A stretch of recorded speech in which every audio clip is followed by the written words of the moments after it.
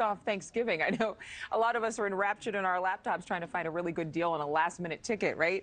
Of course, it's going to break records over the next 12 days. You could call it the 12 days of Thanksgiving, maybe. The TSA expecting to screen 30 million passengers flying for Turkey Day. It's also likely that the single-day record for airport passengers around the nation will be broken. So if you're traveling, you know, it's going to be busy. And Sara Nelson, the international president of the Association of Flight Attendants, is here. Sara, every time you join us, you say something that we can do to maybe be a little friendlier and kinder to the gate agents and the flight attendants because they're already tense. And sometimes customer service is lacking, I'm not going to lie. So what's your #1 tip that people should do when they're going to the airport that they might not think of? Well, the #1 tip actually is to get to the airport early so that you are not stressed and anxious by the time you get to the gate, because we are understaffed. We have staffing at minimum levels. And of course, Adrian, as you know, flight attendants and gate agents love chocolate.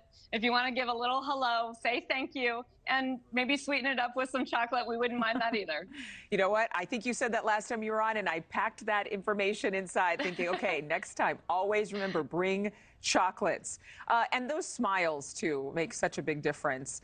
In terms of all of the flight attendants, 50,000 of them at 19 different airlines. That's whom you represent. And we've seen these crazy videos of disruptive passengers, sometimes straight out violent.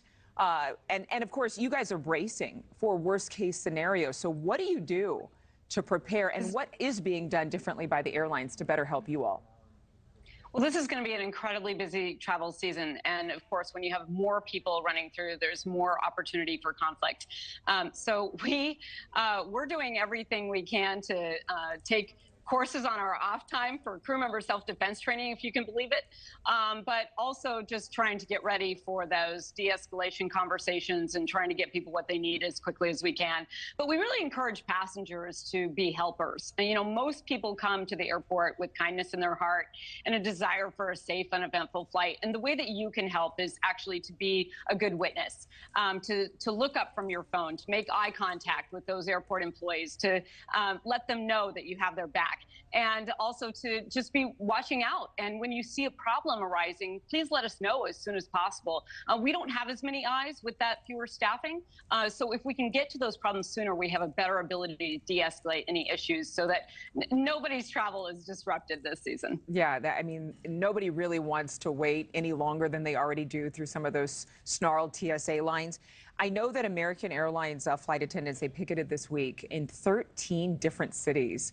And they're prepared to strike, and their union represents 26,000 flight attendants. So what are your thoughts on this, and what will it do to perhaps impact all of us, not just this month, but into Christmas?